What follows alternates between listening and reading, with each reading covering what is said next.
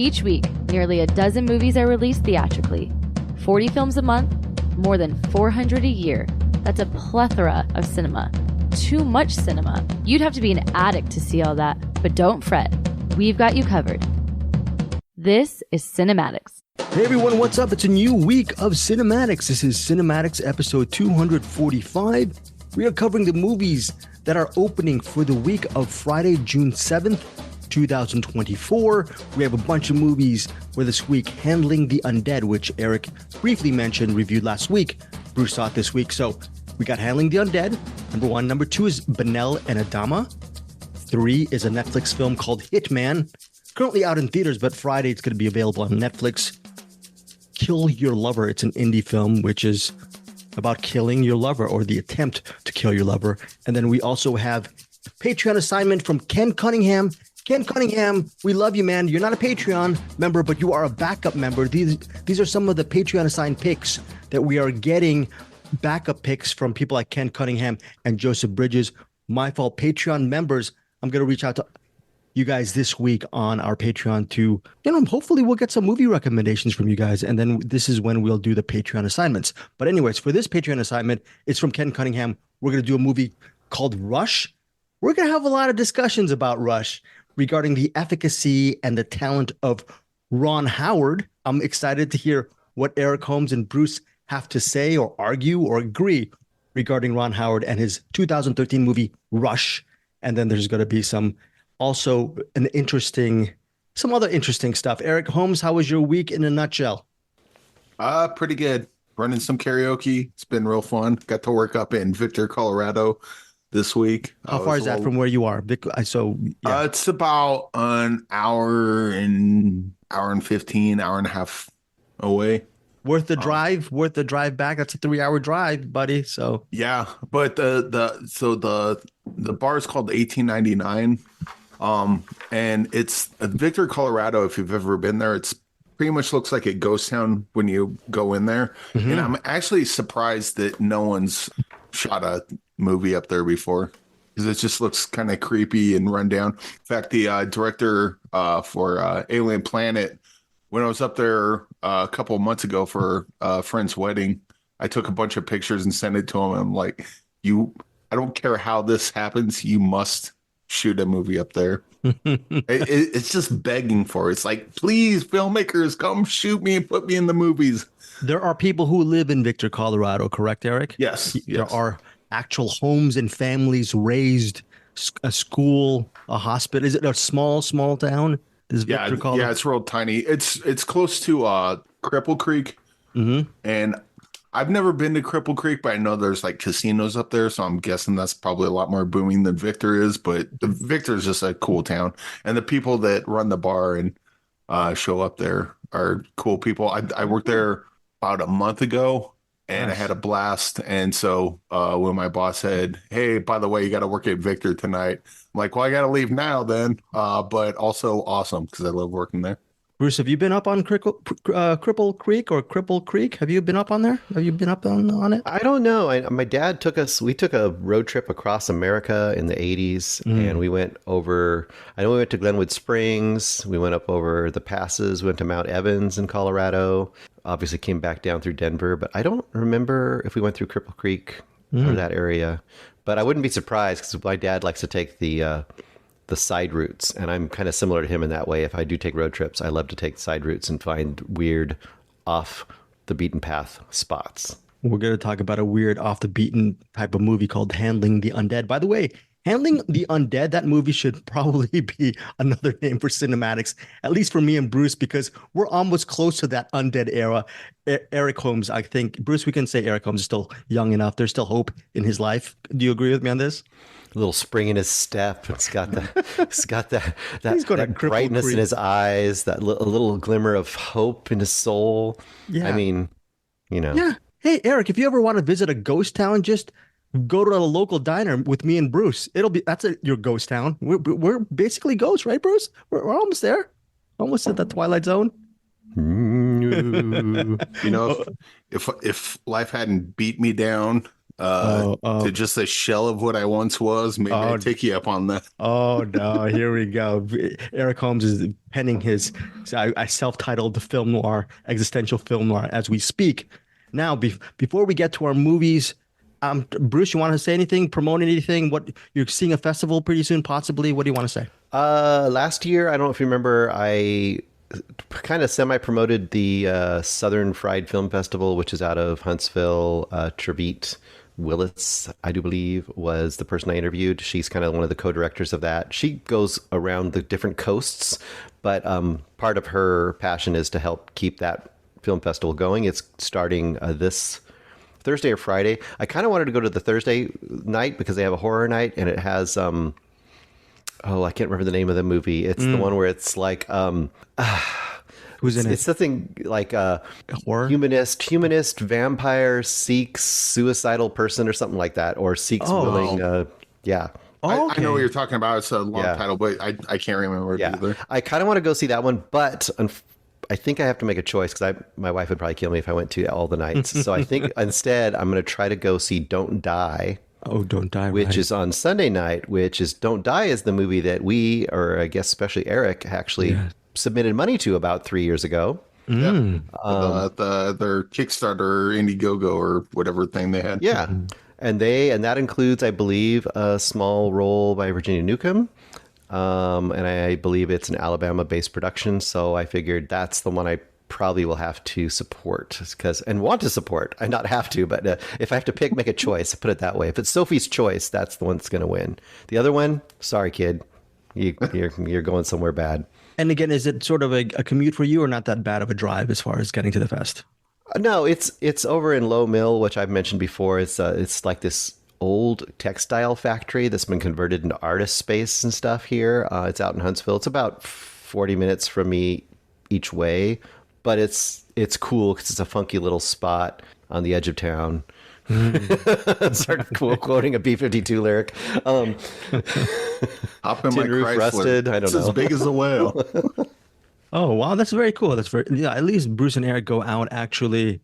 I'm pretty much a hermit. I'm not going to beat that story to death. I've been a hermit since starting this show years ago with former current co-founder Anderson Cowan, 2015. I rarely go out of the house. Next week, I don't know if Eric Holmes will be going out of the house because I think you'll be in your domicile fantasizing about one wonderful actor you're going to interview. Who are you excited about next week? Is this a dream possibly fulfilled or deferred? What is it, Eric Holmes? I mean, we'll see. But get to interview Mark Singer of Beastmaster fame. He's got a movie coming out called Agent Recon with Chuck Norris.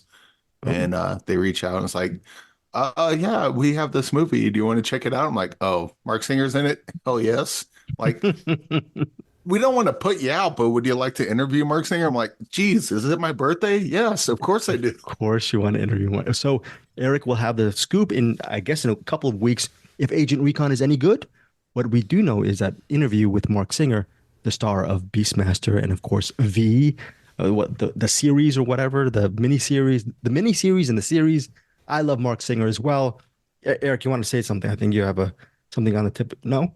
Oh, no. I was just mentally fantasizing about the interview Beastmaster going great, although the interview probably won't. It'll probably just be me going, remember that time in Beastmaster when the Kodo and Podo almost drowned in quicksand and you saved them? Yeah. That was awesome. I still have yet to see Beastmasters by a really wonderful director who I forget. Who is the director again of Beastmaster? Bruce or Eric? The guy who did... Don Coscarelli? Yeah. Don Coscarelli. And the fact that they're doing a sequel to John Dies at the End. Recently, that's some recent news. So Coscarelli will be teaming with Paul Giamatti. That should be very good. Yes, Eric Holmes? How do you do a sequel to that? Didn't he die at the end? Right, exactly. Okay, exactly. I don't know. Yes. I also saw Paul Giamatti might be doing some remake of Hostel. Is that real? A TV show.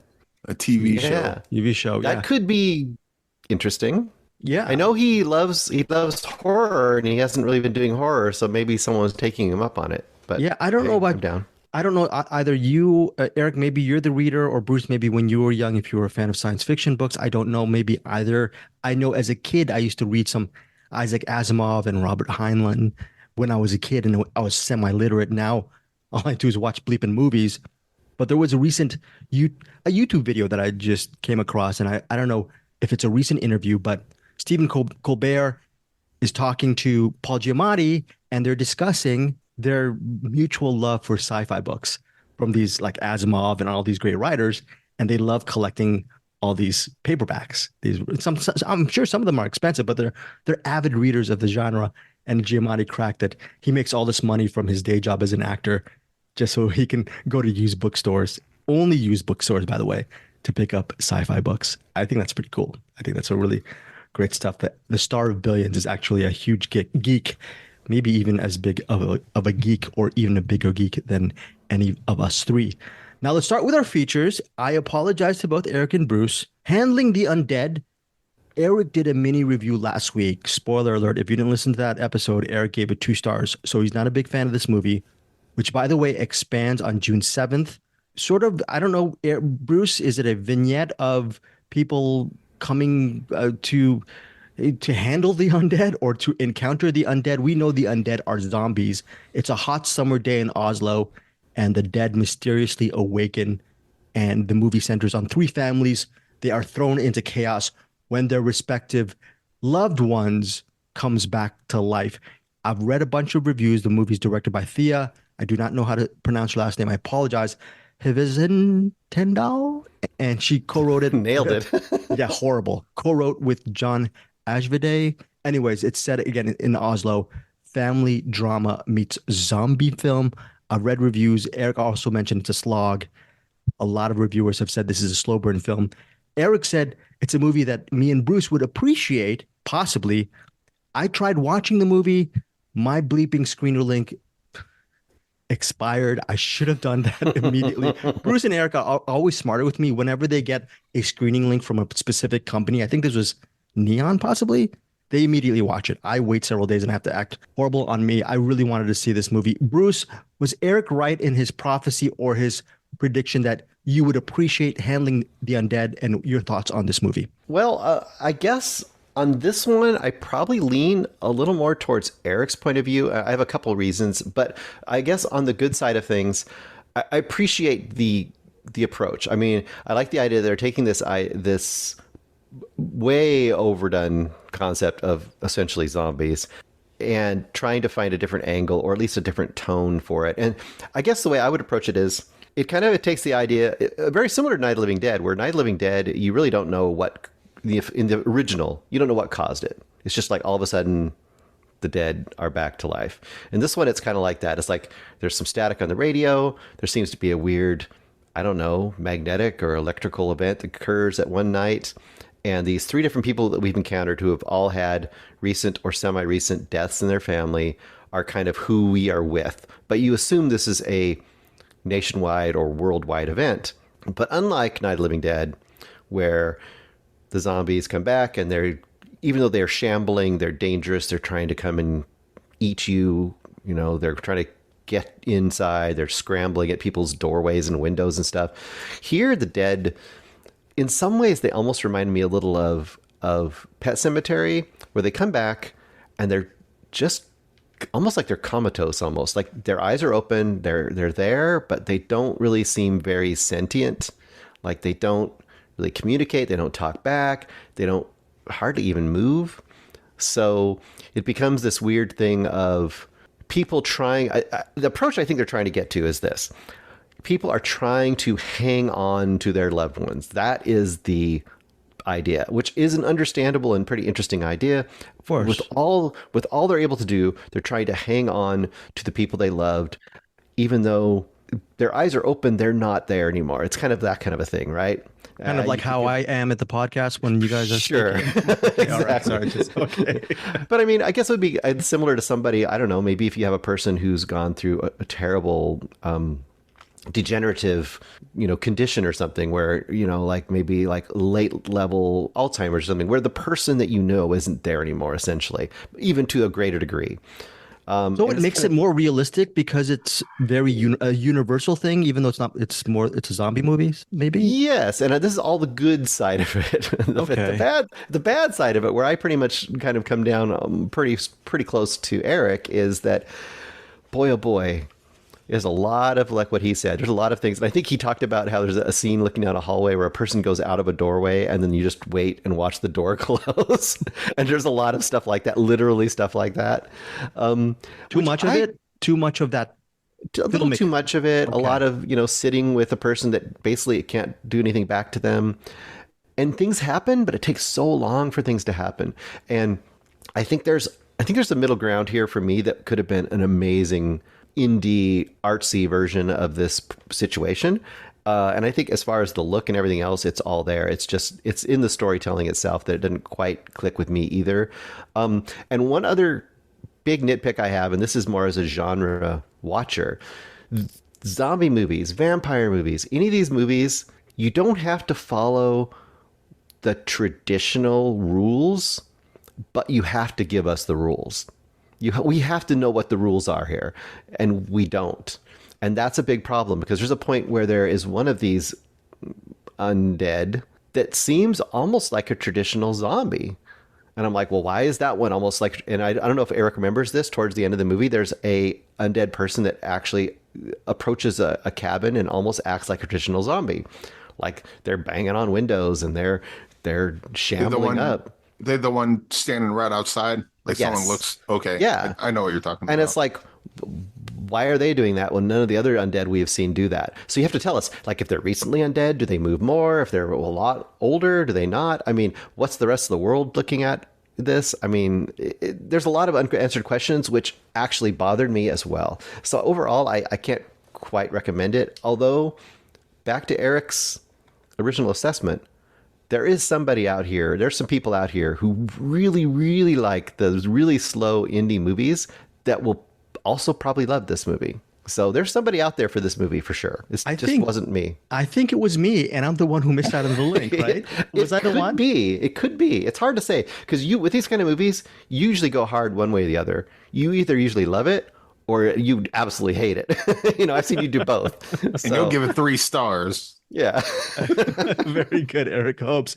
So again, Eric, did you want to say anything about this movie whatsoever? Again, it's in wider release this Friday. Any other thoughts? To kind of repeat myself from last week, but like there's some stuff that happens at the end that gets really emotional and I think works really well. But yeah, you just you gotta walk too far for that little sip of water, and it's just it's a little too far for me. But also I'll point out that I do like that Bruce's take on like the people with Alzheimer's, like they're gone but they're not gone yet. And this could be like a idea or allegory of just letting people go, like they're already dead. Yes. But you can't let them go regardless. I think that is the allegory that it's trying to go for, but perfect example would be like, so the one I think that you were probably emotionally struck by, let's just there was one thing in a boat. Yes. Yes. That was a particular one. Let's just say, for example, that storyline. And I'm going to stay very vague, but with that storyline, I think what would have worked really better is that if she was just the way she was in this movie, but the people around her were like horrified, and the people around her were like, oh my gosh, you can't do, you know what I mean? Like, yeah, to give that context. So you kind of have the two sides battling and you kind of see that struggle, but everyone was kind of in the same boat. Everyone was on the same like note. I just think this movie had a lot of runtime and they didn't spend nearly enough runtime doing interesting things with it. Yeah. There was too much of let's watch the door close. I'm like, you guys don't have an editor? Because you cut that minute out completely. There's about maybe I would say 30 minutes of interesting character stuff. Yeah. Just get us another 60 minutes of really interesting character stuff. And I could have been crying in this movie multiple times easily. Right. It was ready to be there, you know? Well, this feels like a slog of movie since Bruce and Eric didn't like it. The only reason why is when it comes out on streaming, I will definitely see it. Or if I get a screener down the road. It stars Renate Rensva and Anders Danielsen Lai. Renata was the lead in The Worst Person in the World, and Anders Danielsen Lai played her main boyfriend in that film. So they're probably in separate stories in this movie, but just out of that goodwill from both those actors in that movie, I'm going to give Handling the Undead a shot. Also, to keep in mind is this may be a critic type movie Rotten Tomatoes has critics at 75%.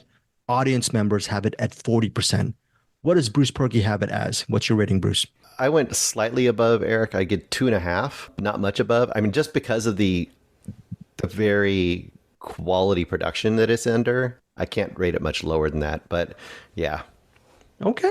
That audience score seems really high for this. I would expect that to be a lot lower, but I mean, good for the movie. The 40%. Yeah. Okay. Yeah. I think the audiences are, I mean, this audience, the people who've seen this as an audience so far are probably still like art house people. Like, you know what I mean? Indie art house people. Yeah. Good point. Yeah. This isn't playing in the multiplexes. And if it is, they ain't going. Well, Eric, to Eric's point, when it starts playing and when people start watching it on streaming, that rating may go lower because the commonplace will be watching this movie, Bruce. Who knows? We'll see. I'm excited to see what the ratings are. I know Bruce and Eric want nothing to do with this movie. They have so much stuff. They've already handled the Undead. They're going to move forward. Yes, Eric Holmes. Well, just echo what Bruce said. There are people that this movie's for, like, a very specific people, and they're going to love it. So it's not like me crossing my arms going, screw this movie, blah, blah, blah. This is a perfect example of not for me. Okay, fair enough. But the people it is for, they're going to be listening to this going, Eric, Bruce, what the hell is wrong with you? This movie's brilliant. And hey, fair play. Fair play. I'm glad you enjoyed it. Fair play. Eric Holmes, by the way, has a wonderful CinemAddicts t-shirt on. If you want to get a CinemAddicts t-shirt, Eric Holmes, the master blaster, the master of his own domain, where can people check your merch out? You're actually representing the CinemAddicts crew. Where can they check it out?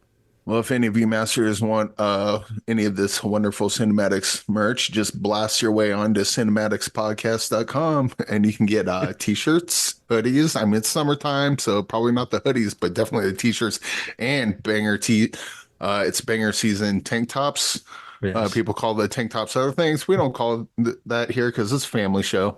But we also have a pickleball set. Yeah, shower curtain. After you're done playing pickleball, you're getting all sweaty. You're going to need to take a shower. You don't want water everywhere, so get that CinemAddicts shower curtain. Of which, by the way, guess how many we've sold to date? About 10, right? Zero so far. Oh, I like that. Well, I see in the future. 10 shower curtains will be sold down. By the way, one day someone's going to buy a shower curtain and I'm going to be like, oh, man. Listen, the bit's over. Listen. Okay, first of all, Eric Holmes, I'm really stop it with the bit. This is reality. Okay, I'm still mad at you because you haven't posted on Teespring a horse-drawn carriage, which several years ago Bruce Purkey demanded from one of his Jalo picks. Okay, we need a horse-drawn carriage situation on our Teespring. Number two, when people want to listen to the mellifluous sounds of Eric Holmes, Bruce Purkey, and Greg Srisavasdi, yes, I just spoke about myself in the third person. You guys do need that cinematic shower curtain. Listen on your ham radio or your iPhone. Listen to these beautiful sounds while you're taking a shower, Bruce. Anything more comforting than that? I mean, this is ASMR. This is like beautiful cinematics music. I was going to also add, like, you can think outside the box. Like, I don't know, maybe you have a little bit of a body situation you have to clean up. You need something to wrap it in. There you go. I mean, Bruce, I cannot tell you how many bodies I've had to hide. Yeah, don't you wish you had a shower curtains work great. Shower curtain? People try trash bags. Trash bags are thin. They rip easy. Think about it. You bury the body in that. Who are they going to come looking for? Right. Us, yes. You know what? There's certain film production companies. They're going to I got to go to Home Depot to buy some black wrap. You can order a black shower curtain, black cinematic shower curtain in the comfort of your own home. Thank you. And it'll be delivered right to set. Thank you, Eric. All three of us are so poor that if you buy a shower curtain, we will agree to be implicated in your respective situation with the shower curtain. There's holes on top that you can run string through and cinch it closed. Eric, you are a little bit too descriptive. It does the work for you. A bit scared. It does the work for you. Don't be hiding bodies in trash bags. You're gonna get caught. It's the worst thing you could possibly do. Shower curtains. That's the way to go. Also a way to go is our latest film, another film this week called Banel Adama. All I'm going to say about this movie is, Bruce and Eric, what do you think I thought of this? Okay, first off, Banel and Adama. Banel is a woman, Adama is a man. They are in love. They are a young couple in northern Senegal. They live in a village, remote village. There's not much. There's dialogue in this movie. There's maybe a little bit of narration, but it's visually expressive and expansive. We talk about world cinema, how cinema introduces us to different cultures, different landscapes, different worlds within our respective worlds. And Banel and Adama does that for me, did that for me. It's set in northern Senegal. Adama is so in love with Banel that he is in line to become the village chief. But Banel wants to, this is pretty interesting. She just wants Adama for herself. And they're trying to, the beginning of the movie, they're digging out sand away from the village. The reason why they're digging out sand is there are buried homes in the sand, and they want to dig these homes out from the sand so they can live in these homes. Here's the thing. I'm going to say this. If you're digging yourself out of the sand and trying to get the homes, don't you think the sand will fill up again? That's kind of logic. But Banel and Adama is just a very impressionistic, visually expressive film that I think will highly appeal to a certain section of the audience. People who are interested in experimenting with world cinema. Also, I don't know, it'd be so interesting to see what Bruce and Eric think of this movie. I was completely drawn. It says here on the description, Banel and Adama is a lush and lyrical West African dreamscape. And that's what you feel. Totally different movies, but years ago with, what was his name? Director Charles Laughton's The Night of the Hunter. That movie is such one of the most beautiful films I've seen in black and white. And even though there's a lot of dialogue, a lot of it is just so evocative because you just see those nightmarish, at times romantically looking, noirish black and white landscapes of Americana. It's such a great film. And I felt the same way regarding Banel and Adama, set in northern Senegal. You see a lot of sand, you see a lot of vistas, you see a lot of drought, people suffering in the middle of this drought situation in northern Senegal.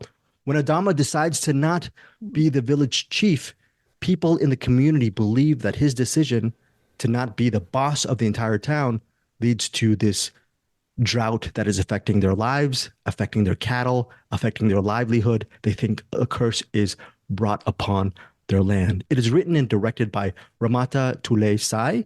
And I also wanted to mention Banel is played by Katie Main. I don't know how to pronounce the name. And then also Adama is played by Mamadou Diallo. I was absolutely swept away by this film.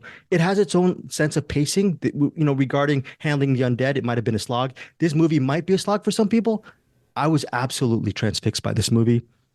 If it comes out on Blu-ray, I'm going to purchase it. It's just a gorgeous looking movie. It actually has the feel of a tone poem. So Eric was mentioning stuff like indie porn. Some people might think it's too indie or too artsy for its own good. I was just mesmerized by this film. Currently, Rotten Tomato score is 93%.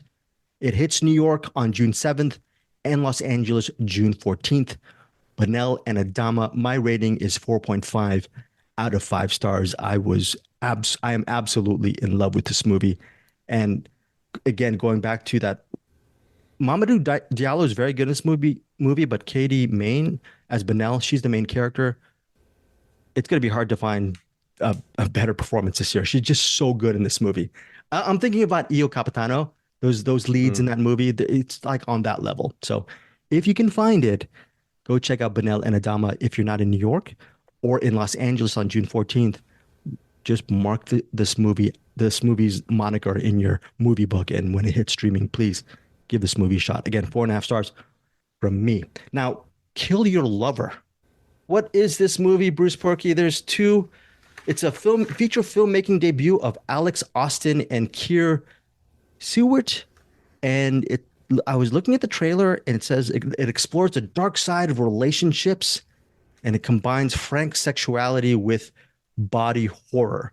And it centers on this couple who just really can't live with each other. I guess the male, played by Axel, he just doesn't want to let the girl go. The girl is Dakota, played by Paige Gilmore, and Axel is played by Shane Quigley Murphy. So the relationship of Dakota and Axel is in full display with Kill Your Lover, relationship drama possibly mixed with body horror. Bruce Purkey, take it away. Yeah, it's exactly right. It is relationship drama with body horror, toxic relationship drama with body horror.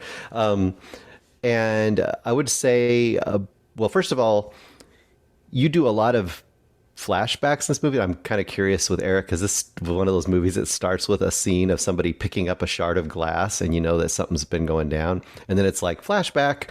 But the whole movie does flash kind of back and forth. So as we're seeing the current day breakdown / body horror / end of their relationship in one way or another, you're seeing kind of where it came from. So it's kind of, there's been various dramas like that in the past, you know, where you see the good days, like what brought them together, but then now you're in cross-cutting with where they're at now. The key point, I guess, as far as their relationship goes, is that Dakota is, when you meet her, she's like in a, I don't know if they're like a punk band exactly, or a metal band, or they're kind of the equivalent of like a Riot Girl band, kind of an idea. And you can kind of see she's sort of a little bit of a wild child, free spirit. You know, she's got all these photos up on the wall of her friends and lovers and all that kind of stuff. Various people she's hung out with various ways. She's got, you know, tattoos. She's a little bit rough around the edges. She's probably doing some substances. She's probably the kind of person that doesn't think about settling down. And you know by the beginning of the movie that she had settled down. And the beginning of this movie is essentially her talking to her best friend, saying like she's finally decided to break up with him. That's kind of the crux of it. They've been together for quite a while. Essentially, she's feeling like she's been kind of domesticated by him, or she's had to change herself to kind of fit into his more traditional world. And that's like the basic dramatic level of this. The other side of this is, and I don't know, what do you think, Eric? How much do we say about what starts to occur? I say there's a physical manifestation of the bad level of their relationship, and it may or may not be just straight up metaphor, or it may actually be happening. For what it's worth, I did watch after watching the movie, I watched the trailer, and they don't hide any of the body horror stuff that's going on. But yeah, this is pretty much an allegory of a toxic relationship. All the I would say that all the body horror stuff that happens is just a way to drive home the point of give us a visual representation of the, you know, toxic stuff that goes on. And I think some of it, I would say a lot of it works. There's some scenes where it's like that doesn't really work 1-to-1, but it kind of works for the tone of the movie and the horror aspect. So he kind of let a few of them slide. But for the most part, like the actually that part I will leave out. But there's a part towards the end where I guess we'll say it's not just the boyfriend, right, that has the physical manifestations, because this is, you know, it's a toxic relationships. It's a disease pretty much. You know, it starts off pretty small and then just kind of grows and spreads even outside of the relationship at points. And I think this is kind of an example of like where horror, if you use horror as an allegory, it can really drive home points that I think might seem mundane otherwise, or might not come across. Like, for instance, if you have a character that's, you know, they gaslight their significant other all the time, you know, that only comes out when they're doing it. But if they got like, you know, like cuts or bruises or things or whatever on that, like they have a physical thing of, oh, this is what it is, and the movie sets that up, I think it's a lot easier to not forget that that's the thing, especially when they start having conversations of you know, when someone starts to gaslight someone else. It's like, what did I ever do to you, while they're still covered in blood and sores and bruises and everything. And that's in the conversation, it's easy to forget that what they've done because they're couching it in that way. But when they're physically covered in their sins, it's like, what do you mean? I'm looking right. I know exactly what you've done. I know how you got the, you know, and so I think it hits a lot harder than it would otherwise. But yeah, it's pretty good stuff, I think, for the most part. Oh, and to point out the flashback part at the beginning, they do the cool thing at the beginning, and then they do the flashback. They cut to another interesting scene. So that's why I didn't have a problem with it. What I have a problem with is we're going to start it with this exciting scene, do a flashback, and then do a 20-minute of nothing or uninteresting stuff. Like this one, the scene they cut to was the girlfriend talking with her friend. And then that's right away getting you right into the story, and I'm interested. So that's why that flashback didn't bug me at all, because it flashed back, but it went right to another important, interesting thing that told the story some more. I also thought it wouldn't bother you because it's more kind of in the nature of the format of the whole movie. Like it kind of jumps back and forth. It isn't just a cut. It isn't a bait and switch where it's just like, ooh, something's good's going to happen in like 40 minutes, and then you go back. So the opening flashback bugs me when it's, hey, the beginning of our movie is boring as crap. Let's just put one of the exciting end scenes at the beginning. So when we cut to the boring crap, it's just that's just like lazy.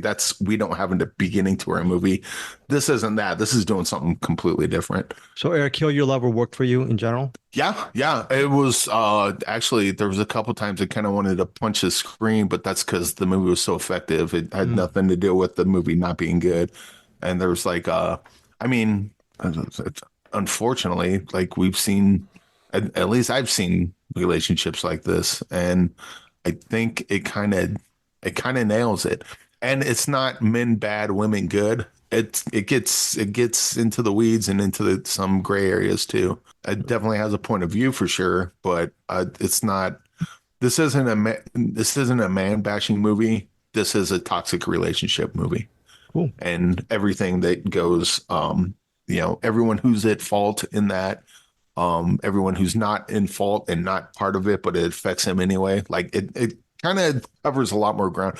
The Handling the Undead had a similar allegory, although it was about death and letting go, but it didn't really play with that. I think Kill Your Lover plays with the whole allegory that it's using. It's plays with it a lot and goes in pretty hard in a lot of different directions. Cool. What about you, Bruce? I'm a little cooler on it. I mean, overall, I think I'd still recommend it lightly. But I think for me, the only problem I have with the metaphor here is it's so on the nose in some of the parts that I either wanted it, because I think we could put it this way. It's a really low budget indie movie, right? But for what it is, I think it's really smart about relationships. And I think the way it presents relationships, I think to the point of what Eric is saying, it's pretty even-handed. It's not just bashing one side. It's also one of those things where, like a real relationship, from the outside watching it, right out of the gate, you're like, oh my gosh, I can see all the ways this isn't going to work. You both are driving into a car wreck here, but you're going to see it happen. It's going to be a car wreck. For me, the problem with the metaphor part is it was kind of obvious. Like we knew that stuff. So I either wanted, if that was going to be the metaphor, I almost would have said, you need to blow it up even bigger. Or this almost feels to me like a point where they had the idea, they had the metaphor, they wrote the movie, and they almost didn't believe in their movie enough that it could almost live without that. Like it could almost live without the horror metaphor, I think. It could, but I think there's some instances where the physical manifestation will tell a character and tell the audience things that it wouldn't had that physical thing not been there, because I agree of the whole gaslighting thing. Like when people are really good at it, you forget things. But with the physical manifestation there, you can't, because it's right there, right in front of you. But there's other times when they do things, and once again, I'm not going to say because I give away things.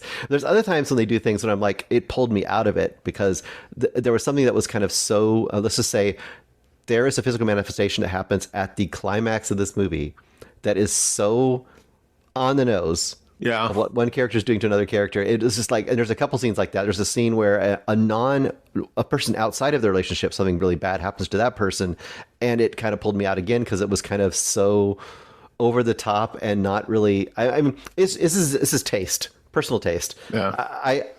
I don't know. Something would have worked a little bit better for me. I didn't hate it, but it kept pulling me out a little bit. So I think I know what scene you're, in fact, I'm almost positive I know exactly. No, I know. Yeah, that's what I thought. I'm just like, oh, come on, you guys, you can't do that. I get what you're saying, and I almost agree with you, but just the way that the movie's kind of set up, I think it kind of earned that, even though you're 100% right. I just didn't mind it because I thought the movie it was going there. It earned that, so I'll let that be. Yeah, we also have to mention again, I apologize for mispronouncing their names. Alex Austin and Kara Stewart, the co-directors of this movie. And not like I know what punk rock is, but the music who's the name of the girl? It's Dakota. She was previously in a band. I think, like you guys said, it was sort of a punk rock type of music, punk rock pop maybe. But there is a sort of very punk rocky ethos to this whole indie film because it's set in one location. I mean, there are different visual setups, but mainly they're claustrophobic in this apartment, and the apartment actually changes without giving too much away. But the whole construct is they're in a confined space, and with what little low budget money they had, they made some really good visual choices. For example, if you want to make a apartment or a domicile visually interesting, put up a whole bunch of pictures on the wall with a big FU or F off neon sign, and it makes it look prettier. It's actually really well done. And it's something that Hitchcock used at the beginning of Rear Window. You know, you actually pan across with a bunch of pictures and you tell the story. This movie tells a story with a sort of a collage of pictures, and they actually reference it throughout the narrative. That's how they sort of play with the visual elements. Obviously, being a De Palma fan, I was more than fine with a split screen moment in Kill Your Lover, or there's also almost a split diopter moment as well, where you have two people who are in different parts of if you guys don't know what a split diopter is, you have one person in the foreground, one person in the background, but it's sort of like the images are both clear and intense. And a lot of people say split diopters is showy. I don't even know if they used it, but they used some sort of facsimile of it in one sequence, like a very quick sequence, but they know how to actually move around with the camera and do some really interesting visual setups with Kill Your Lover with whatever little means they had. So I got to give them props for that. I think overall, as a relationship drama, it worked to an extent. When it gets to the body horror, that works as well. But to me, my big strike against it is not like I know anything about relationships, but this was too one note, meaning there is not too much of a variance. I know the variance in this movie will be, okay, throw in the body horror. Okay, amp up the music, which the music is really good. But the fact it's just the score is really fantastic. Yeah, and there is variance in the score. Okay, some really good stuff. The sound design is well done. Okay, but again, I just felt a lot of this movie was almost one note. Two people screaming at each other for nearly 77 minutes. There is Eric. Yeah, I know that's the definition of a toxic relationship. That's what these relationships are. But yeah, I know. I just felt there was a little bit one note. But overall, I have to really applaud the filmmaking behind and the performances by Shane Quigley-Murphy and Paige Gilmore. They're both fantastic in this movie. So let's get to ratings. Eric Holmes, your rating on Kill Your Lover. I was gonna say that's like complaining. It's like, man, Burger King. I mean, what's with all these burgers? Like it's called Burger King. Dude, they have chicken sandwiches at Burger King, man. Yeah, it's fine. But one thing I did want to point out, and anyone that watches this, this is something I kind of noticed, and I don't know if these are like kind of just not mistakes, but like accidents that maybe I'm reading too much into. But like you see where my hand is. And as I get closer to the computer monitor, his hand is on his chest, folks. As I get closer to the computer monitor, it disappears, right? Right. But it didn't go anywhere. It stayed exactly where it is. Yeah. But as I move, they do a lot of stuff like that where certain physical manifestations leave camera, or like really clever ways that they just kind of disappear when the character's in a certain kind of headspace. Mm-hmm. Almost like that physical manifestation is going away, but it just looks like it's going away. I don't know if that's me reading too much into it or that the filmmaker is meant to have stuff like that. But if you watch Kill Your Lover, keep that in mind as you're watching, because the physical manifestation comes out. You'll figure out pretty quick that that's a thing that's going to happen. Yeah, that's not. But once that happens, keep an eye out on what's actually on screen because I think there's like little subtle kind of jabs at the filmmakers or little subtle things that the filmmakers are doing that might not be apparent, but I thought was kind of clever. Okay. And I didn't even notice it till like the movie's almost over. I'm like, wait, are they doing the thing? Oh, I should probably watch this again and see if there's more of that in there. And there probably is. But Cool. yeah, this is not complete one for one. And there's a couple kind of things that don't quite work, but overall, I liked it a lot. And it's like 70 minutes. It's like an Cool. hour and 10 minutes long. So Your rating, Eric? 4.5. 4.5 out of 5 stars for Eric Holmes. Bruce Purkey. I think I'm going to go 3 on this one. And I think I'm going to continue to copy Bruce Purkey's ratings for the rest of my life. I'm going to go 3 as well. 3 stars for me, for Bruce Purkey. Hey, look, Bruce gave it 3. I gave it 3. I don't know if I liked it more than Bruce or Bruce liked it more than me. I think at the very baseline, we recommend the movie. It's a mild recommend for me and a mild recommend for Bruce. We both saw some good stuff. But I should point out, okay. I believe I watched Rush before this. So that might have something to do with it. Here we go. All right. 4.5 stars for Eric Holmes. We're going to get to Ron Howard in a second. 3 stars for me and Bruce for Kill Your Lover. Again, 3 stars, not such a bad rating, folks, but 4.5 stars. That's a wowee rating from Eric Holmes. In theaters and VOD, June 7th. Why do I sound also always like some kind of salesman? But why not? Theaters and VOD, June 7th. Is this my real voice, Eric Holmes, or is it not? Hey, Kill Your Lover out in public this Friday at a theater near you. Okay. Meanwhile, people take their dates to the movie theaters and like, I guess I gotta kill you now. That's why we're Yes, we do not suggest any of that kind of violence, folks. But if you ever do get violent, we have those shower curtains available on cinematics.podcast.com. Speaking of violence, we are going to get into some violence right now because our Patreon assignment of the week, again, for Cinematics, this week it's going to be Patreon. Next week, we're going to do What's in the Box. And by the way, let's get to What's in the Box right now.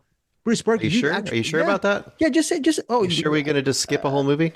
No, we're not going to skip it. What you want? So next week is going to be What's in the Box. But okay, we'll do that What's in the Box picks toward the end because it sort of ties into the beginning.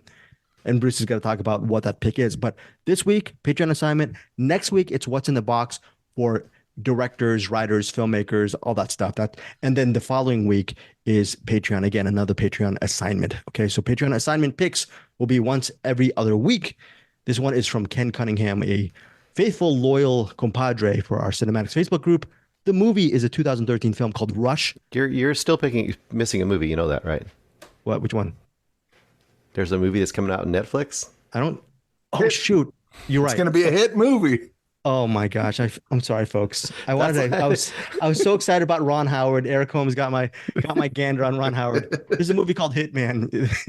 It's not Eric's fault. It's my fault. Thank you, Bruce Purkey and Eric Holmes. I did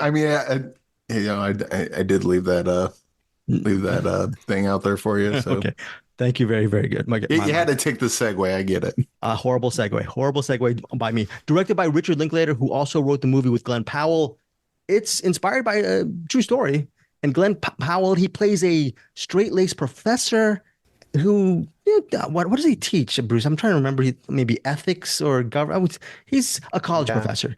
Geeky, something like that. A nerdy professor, and he has his glasses, and he looks like a college professor.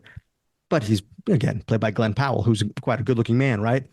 But then he also moonlights as with the police department, he helps the police with these undercover sting operations with people who want to kill their respective loved one or lover. So he gets involved in this operation where, because of a coworker is suspended from the force for a while, he gets sort of this part-time gig pretending to be a hitman. Okay. So by day, he's a college professor. Then later in the day or on different days, he is a pretend hitman, and his job is to help spearhead these sting operations, and they catch a lot of bad people for their crimes in hiring a hitman. It's based on the Texas Monthly article by Skip Hollandsworth, again directed by Richard Linklater, who co-wrote the movie with Powell. It stars Adria Arona, who is a client who steals the professor's heart after she gives him she has an idea of killing her husband, who is supposedly really abusive and I guess maybe overprotective. There's something wrong with her husband, and she wants to hire him to kill her husband. And that initial pitch from that woman, again, played by Adria Arjona, is met in a different way than a normal client. And ultimately, the two find themselves, this is not a spoiler because it's part of the trailer, they find themselves in a sort of heated relationship, which is mixed with comedy. There's maybe some deception or violence in this movie. This movie shifts tones a lot, but I think ultimately, ironically, it's a comedy. I would call Hitman a comedy a bit. It's an interesting movie. The Rotten Tomato score for Hitman is 97% critics, 95% audience. So it has received high marks since its release in theaters. But again, it hits Netflix Friday, June 7th. Bruce Purkey, your thoughts on Hitman? Well, I am one of the 5% critics, I guess, because I was seeing all the reviews and stuff, and I just didn't get it. I did not get it. I don't know if it's just first of all, to me, a lot of people have been praising Glenn Powell's performance here. And I know it's funny.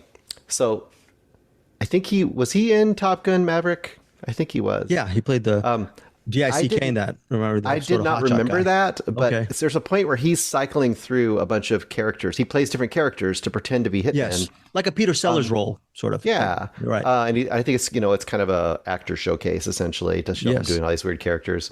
And he kind of settles on this guy. What is it? Ron is that who he ends up being, or I think that's his Ron or Rod, one of these alter ego. Yeah, because his real name, his real name is Gary, right? And I did not know until afterwards that he was in Maverick, but I thought the one he settled on was basically Tom Cruise. He essentially, I thought, became a Tom Cruise kind of guy. Okay. Now, earlier on, he does a really hilarious version of what's his name from American Psycho? The main character of American Psycho. Christian he does Bale. that. Yeah. I think that would have been really interesting if he stayed with Patrick that character. Patrick Bateman. Yeah, Patrick Bateman. But he kind of picked a Tom Cruise character, and I personally hate the Tom Cruise character as a person. I thought what he did is we took a stereotypical nerd. This was like the nerd you get in modern movies where you get the girl who's a nerd because she's just beautiful and she just takes her glasses off and now she's not a nerd anymore. Sure. He's essentially the male version of that. That's what he is in this movie.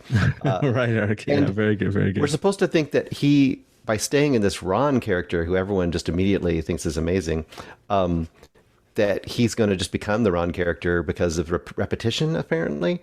But I hated the Ron character. I thought the Ron character was a smarmy a-hole, like Tom Cruise. So this is my personal beef, I guess. I just hate Tom Cruise, and this guy was acting like Tom Cruise the whole movie. On the other hand, Adria was great. She should be in a better movie. This movie was perfectly suited for Netflix. This is like that just empty calorie movie. Throw it on.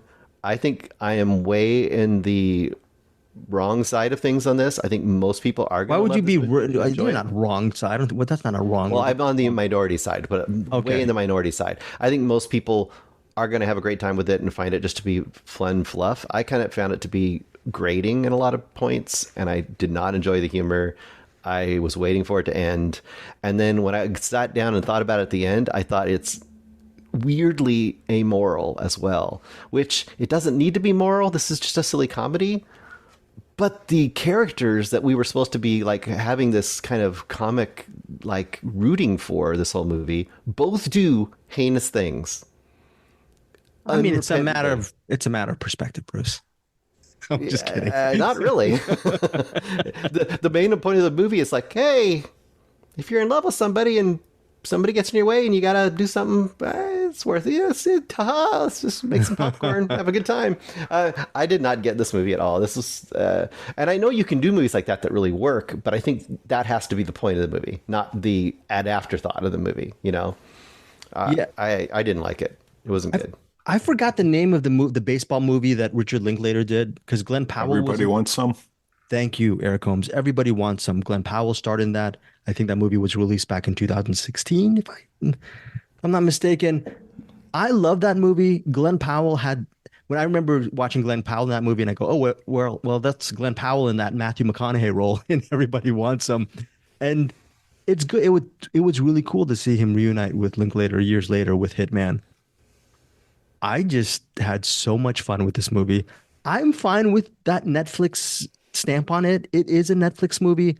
I'm glad I watched, Bruce. I'm glad you and I received early access to Hitman as an app. Turn the knife. I don't mean this in a bad way. I really enjoyed this movie as a Netflix film. I don't know if I would have seen it in the theaters because I'm a hermit, and if it's not Dune Part 2 or Mad Max Fury Road Furiosa, a Mad Max saga, I'm not going to go out to see it. So that's my own personal taste. But as far as entertaining fluff, with fluff not being a pejorative, not being a negative word, I had a great time watching Hitman. I finished Hitman, and then I know, Bruce, you're going to shake your head at this. I watched the ending 3 or 4 more times because I really loved the way everything turned out. I don't even remember how it ended. I've already forgotten it. I love the chemistry between Glenn Powell and Adria Arona. They have some really hot, steamy, romantic sequences. Not too graphic, but it's some really good chemistry. And it's a fun, breezy type of movie. I think Eric would like it. When you might, if you have a chance, maybe you'll give Hitman a shot. I don't know if you're a Richard Linklater fan. I'm assuming you like parts of his movies, parts of his filmography. This is, I don't know, Bruce, does this snugly fit into his filmography, or does this feel like more of a...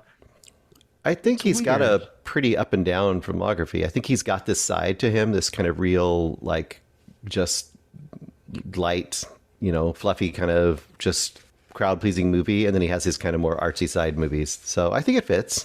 Yeah. So for me, Hitman, go see it. It's fun. It's enjoyable. Netflix on Friday, June 7th. My rating is 4.5 stars for Hitman.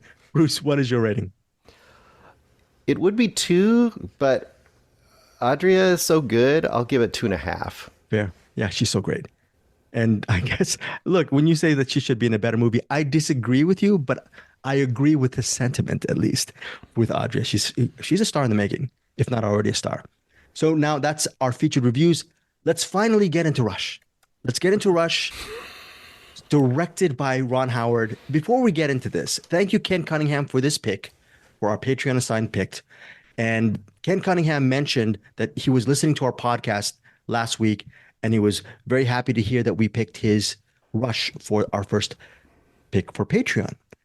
And yeah, it's one of these things. Then Bruce posted something about Ron Howard, and there was this discussion on our CinemAddicts Facebook group. By the way, join our group if you can, for daily movie talk. It's some really interesting stuff. Group member Andrew Dykstra said this about Ron Howard, the director of Rush. He said, Howard is the definition of mid to me, in similar territory as Eastwood, Zemeckis, Schumacher. Howard has minimal personal trademark, very workmanlike, with competently told stories that tend to lean into emotional, semi-manipulative treacle. I've never used treacle in my conversation, but treacle means overly sappy and sentimental. I don't know if Bruce or Eric, you've used it. I think I'm going to use treacle a lot more down the road. Out of the 11 of his movies I've seen, I only like 2 of them. And he mentioned Parenthood and Rush. Well, this is one of the movies. Hopefully, Andrew will appreciate this review. And he goes, he's fine. Jason Kleberg from Force 5 podcast, he mentioned that Ron Howard gets a lifetime pass for him for Arrested Development. And middle class film class head honcho Peter Beta said, Howard gets a lifetime pass for me just for Apollo 13 alone. He's a well above average crowd pleasing director. With all that said, Eric Holmes, for you, Ron Howard is a maybe lower or mid type of director. What irks you about Ron Howard? Nothing really irks me about him. I don't think he's a very inspired filmmaker. I don't know. I'm trying to think of the movies of his I like. I like the Frost Nixon. That was good. Mm-hmm. Mostly because it's just 2 people arguing back and forth. Splash. I did like Splash, but I haven't seen that since I was a kid. Night Shift. Don't think I saw that. Wow. The Paper? Yeah, most of it. The Paper? The Paper? I remember falling asleep through some of that. Okay. Hillbilly Elegy? I way missed that. I saw the poster. I'm Solo? Like, nope, not going to have it. Solo? Solo's another one I liked. The Da Vinci Code? Parenthood? Solo's probably, no, Parenthood, didn't like that. Wow. Apollo 13? Willow? Yeah, I like Apollo 13. Willow's fun. Willow's kind of reminded me a lot of Solo, where it's like, it's the thing. Like, oh well, with Solo, he just kind of stepped in. Like they had Lord and Miller, who's directing Project Hail Mary, by the way. Just Yes, saying that's very going to good. be an awesome movie. But we're not talking about good directors. We're talking about Ron Howard. I think okay. So that's it. Anything else you want to say about Ron Howard before we get to Rush? I just like whenever I see a movie by Ron Howard, my first thought is, oh, this is going to be. It's kind of like when you see Oprah produced by Oprah Winfrey. It's like this is going to be not great. Interesting. There's not going to be much. And with Rush, like I seen Rush. We'll get to Rush in a second. Okay. Oh, okay. We'll get to Rush in a second. Going back to Andrew Dykstra. I'm just really trying to rush past this. Okay, no, don't. We're not going to rush this. This is going to be a full podcast on Rush. And going back to what Andrew Dykstra said, Howard has minimal personal trademark, very workmanlike. So, you know what? So does Sidney Lumet. He With doesn't have much of a personal trademark, but there's always something interesting in his movies. No, I'm With not Ron going to Howard, argue. That's not the case. I'm not going to argue with you regarding Lumet. I completely agree with Lumet. I am not going to say Ron Howard is on the level of Lumet, but I think one of his strengths is he has very little personal trademark and he's very workmanlike. And I think he does, like Andrew said, competently told stories. Bruce, before we get to Rush, do you agree as far as Ron Howard being a competent enough director that you appreciate, or are you on Eric's camp on this? I'm probably more on Andrew Dykstra's camp on it. I don't hold it against a movie to see a Ron Howard director line on it. I know I'm not going to get Barry Lyndon or I'm not going to get a David Lynch. I'm not going to get something that's super quirky to the vision of a director. He's not doing that. He's picking a story that he thinks is interesting for him for whatever reason, and he's just trying to make that story and he's definitely not putting any stamp of personality on it at all. So I'm okay with that. If the movie is interesting, I'll enjoy it, and if it's not, I won't enjoy it. And that's kind of so.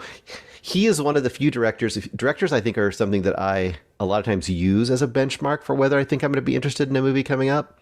He'd be the opposite. I wouldn't be interested or disinterested in a movie because of his name on it. I would have to look at a secondary reason. You know what I'm saying? Is that a gift to have? Because it's more of like he's competent enough where you will watch a Ron Howard movie based on the actual movie itself. Like you're not going to watch Da Vinci Code, but you might do a rewatch of Splash. Do you know what I'm saying? You're not going to watch In the Heart of the Sea, but who knows? You're going to give Rush a shot. I don't know. I mean, it's kind of the reverse of the last movie we just talked about. Like for me, he is what that movie is probably going to be for most people. In other words, a Ron Howard movie is one of those kind of movies that it pops on TV. You're with your whole family. You might stop and watch that movie with your whole family because it's not going to be anything too offensive, but it's also going to have some pretty decent, solid entertainment value to it. Yeah, and it'll play on the television while you're having your Thanksgiving dinner, and it's everything. And you may not miss a ton if you get involved in that argument with your family for about 10, 15 minutes and come back to the movie. So okay, that's fair enough. So like Eric, that Cinderella Man and A Beautiful Mind, like those are Ron Oscars. Howard movies that got a lot of critical praise and awards and stuff. Yeah. Can you tell me why? No, I'm not gonna get into those things Because I hate those movies. They're so boring and like there's nothing. I love both those It's movies. like, hey, let's take the lowest hanging fruit and on the sap tree. And just anyway, start collecting treacle, it. buddy. Treacle. See, look. The bottom line is he's one of the most successful filmmakers in history. Yeah, I mean, it's just based on. So is Michael Bay, and that's fine. But you know what? At least Michael Bay. He's better than Michael Bay. No, Michael Bay is an auteur. He's just an auteur of stuff that I don't like. Can you say this right now? Michael Bay is a better director than Ron Howard? No. I will say that I dislike them both for different reasons. Michael Bay's an auteur. It's just the stuff that he finds cool, I think is kind of annoying. But like if you like his style, then that's fine. With Ron Howard, he doesn't have a style, but neither does Sidney Lumet. But what's different between them is Sidney Lumet knows what's interesting about a character. He knows what's interesting about a story. Ron Howard knows who the hot actor is this season, so that's who they're gonna cast in whatever. The I feel don't. I never feel that Ron Howard is curious and what makes a character tick, or curious on what makes a story interesting.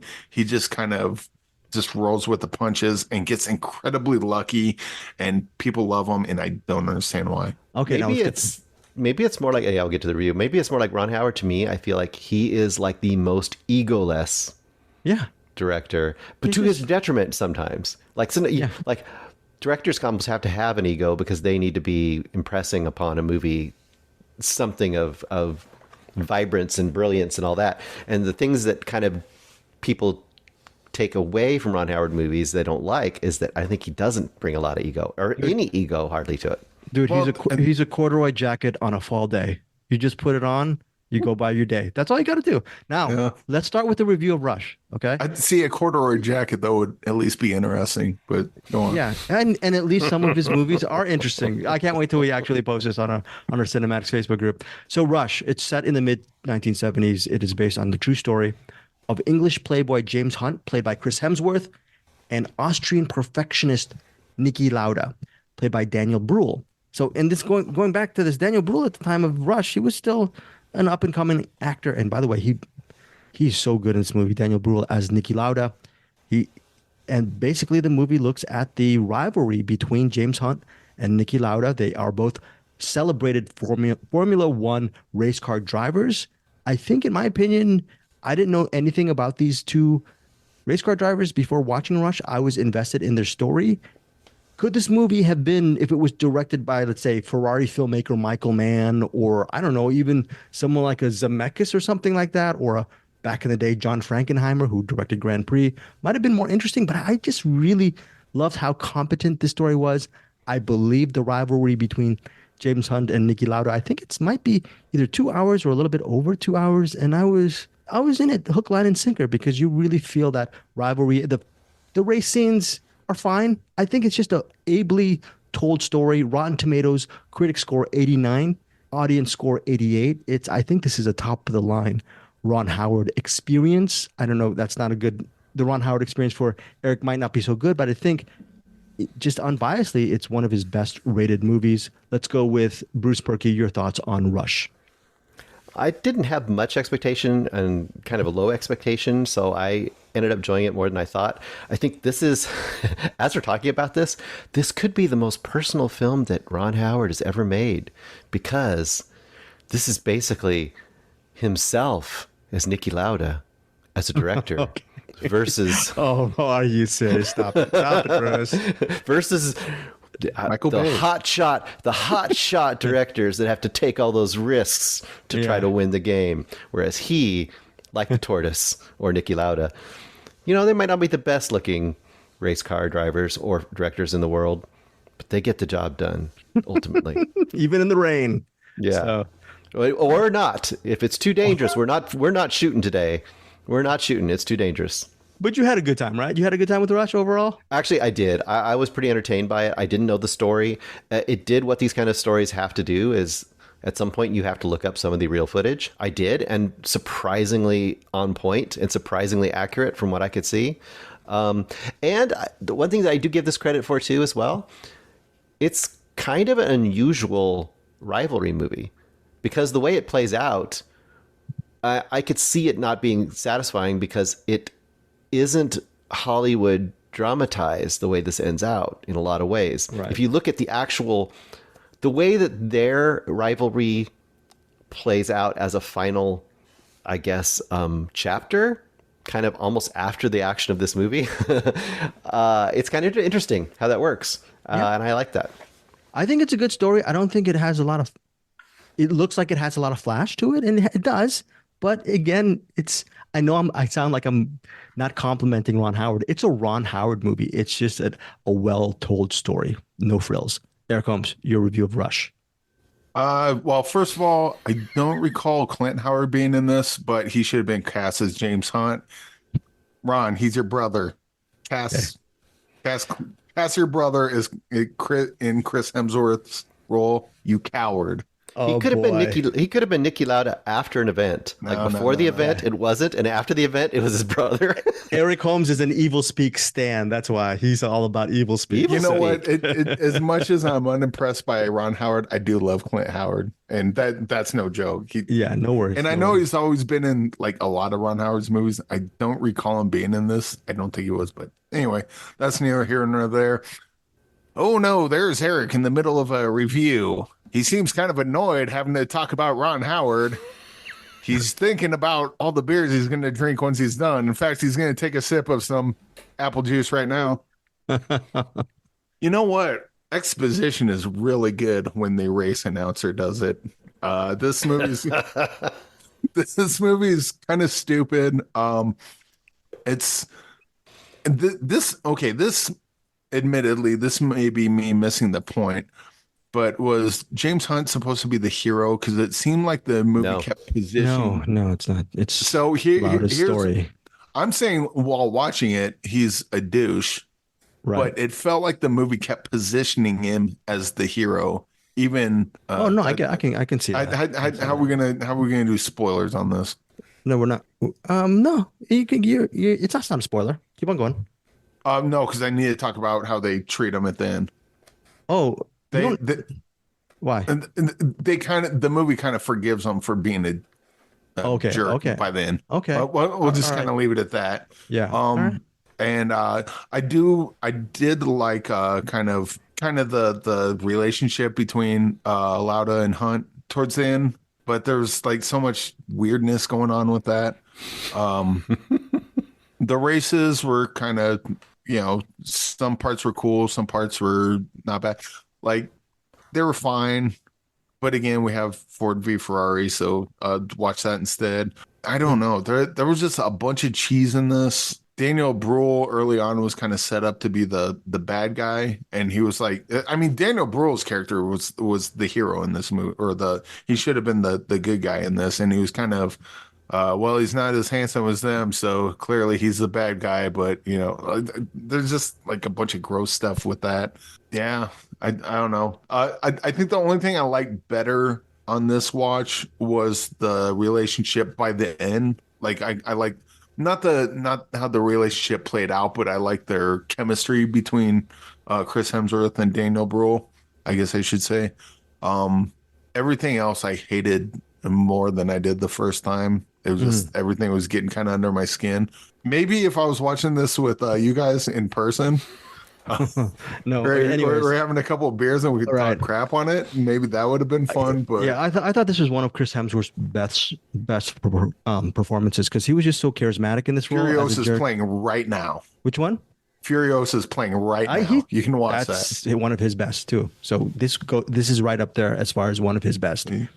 Daniel Bruhl, fantastic in this movie. Again, Eric, Rotten Tomatoes critic, 89%, 88% from the audience. So anyways, I really enjoyed this movie. I thought it was great. What's Fun. the Rotten Tomatoes on the post? Sorry, go ahead.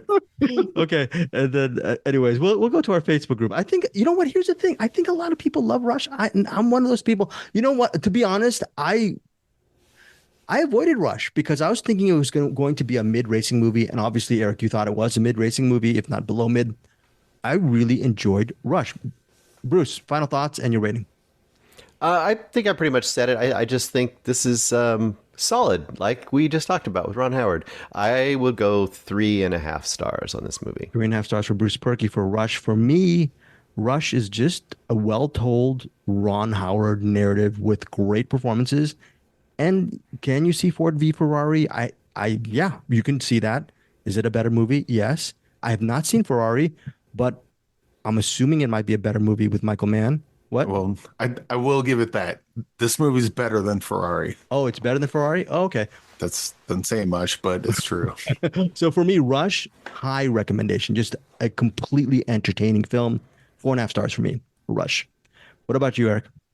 I don't remember what I gave Ferrari, but this is definitely better than that. But it's 2 stars, I guess. 2 stars? 2 stars Yeah. for Eric Holmes.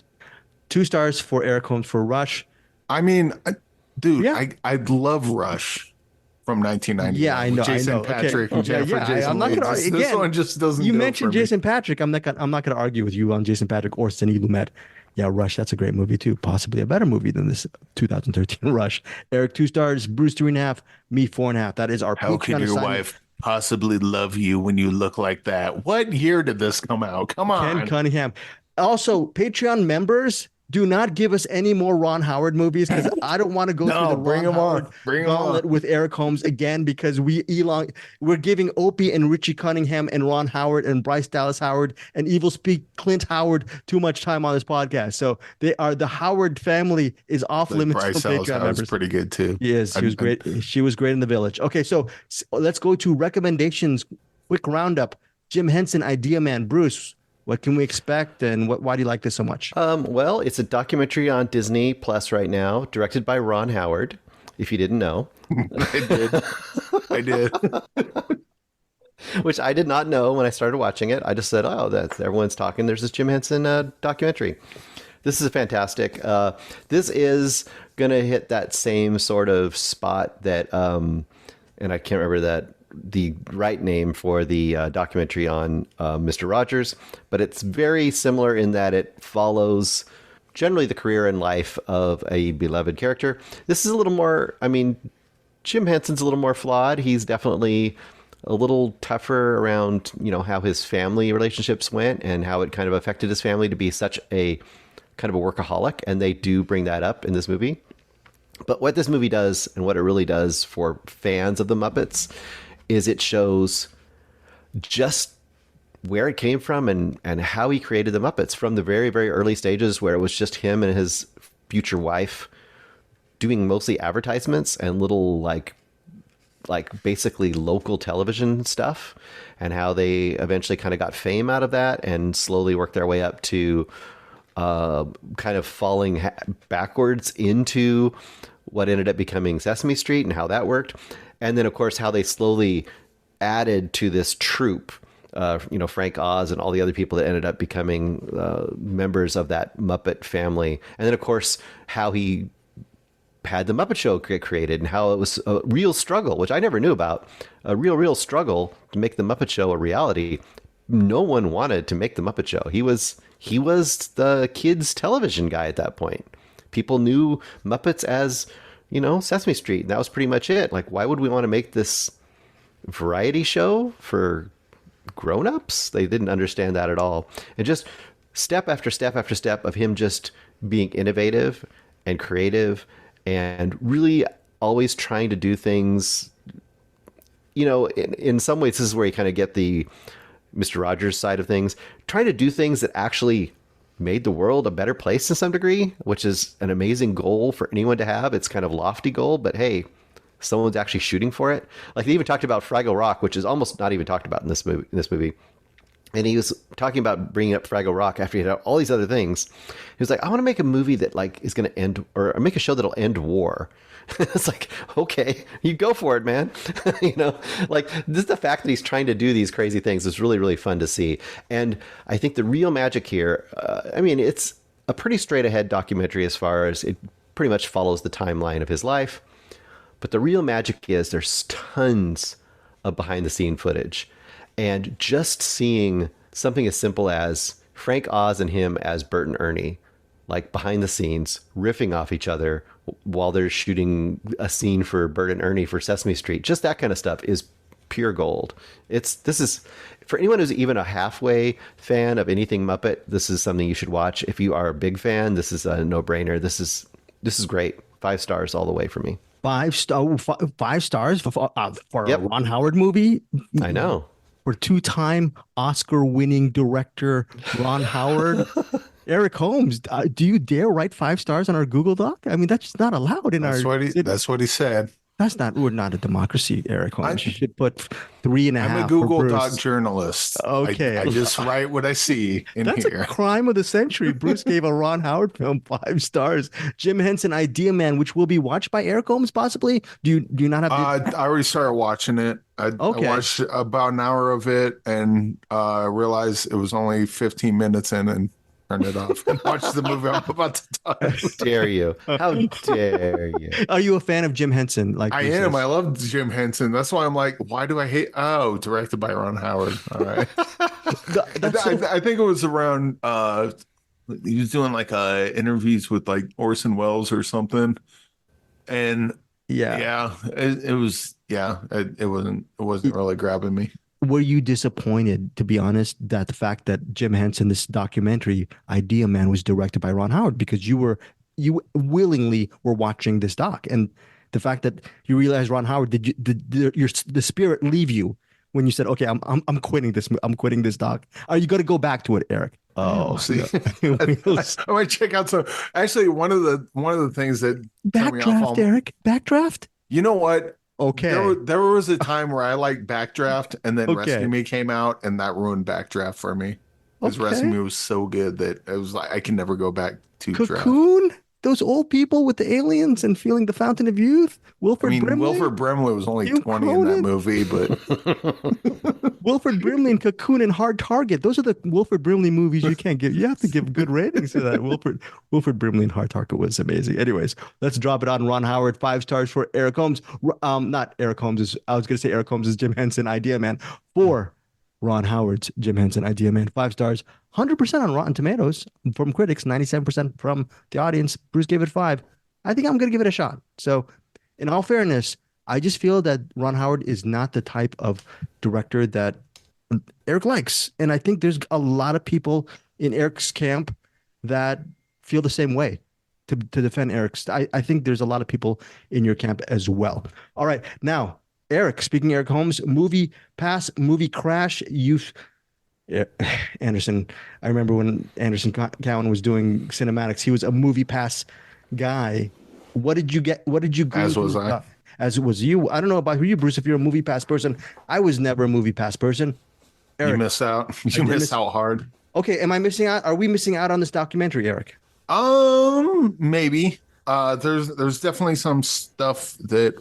So a lot of this is the behind the scenes of Moviepass, how it got started. First of all, I did not know that this was a business started by 2 black men, Stacy Spikes and Hammett Watt, and then overtaken by 2 white guys, Mitch Lowe and Ted Farnsworth, and they kind of edged them out. I mean, I'm kind of putting the cart before the horse there. So it basically follows Stacy and is that Hammett Harnett? But they had this idea of basically a subscription, turning theater going into a subscription. I think now most people know what Moviepass is because it was big enough, but it just goes on what the idea was, how they plan to implement it. And then at one point they had to get more money to kind of grow the business, expand the brand, so to speak. And so they wanted to get more subscribers. So I think it was Ted Farnsworth had the idea of, hey, $10 a month. Like basically you get subscribers by giving them an offer they can't refuse. And the offer was you're going to watch as many movies in a theater as you want for $10 a month. And that's exactly what it was. I remember getting the Moviepass, pay $10 a month. I went and watch a movie a day pretty much. But the thing is, that's not sustainable because you're basically just hemorrhaging money. And so a lot of the documentary kind of goes into how Ted Farnsworth and Nick Lowe edge out Stacy and Harnett, and they edge them out of the business they created. And like even in the documentary, they're like, well, they still had stock in the company. And then they cut to one of them, I can't remember which one, and they're like, yeah, we had stock, but like, what good is it when you can't sell it? Because they were locked in to that stock for like a couple of years. And then so as you watch Moviepass kind of taking a fall, you get to learn all the kind of underhanded things that went on once Mitch and Ted took over. And yeah, I think it's like a story. It's kind of like the Titanic. We all know the broad strokes of it. This just kind of gets into the weeds of like all the details of it. It's pretty good stuff. But it's also a lot of it'll make you pull your hair out going, how can you be so stupid? That's criminal. In fact, believe Mitch and Ted are currently awaiting trial, at least according to the documentary. So they could each go to prison for 20 years. That hasn't happened yet, but yeah, it's a good documentary. I would check it out. What's your rating? Oh, probably go 3.5 stars. Only because I knew quite a bit of this already going in. There was definitely some stuff that I didn't. Specifically about, I had no idea about Stacey or Harnett, and that this was a black-owned business that they got pushed out and it became like it's not explicitly racist, but there's some stuff with that. It was like, dude, come on. Like, Okay. So that is you're gonna get the creators of the thing and push them out and then replace them with white people. Like that just seems gross on a number of levels.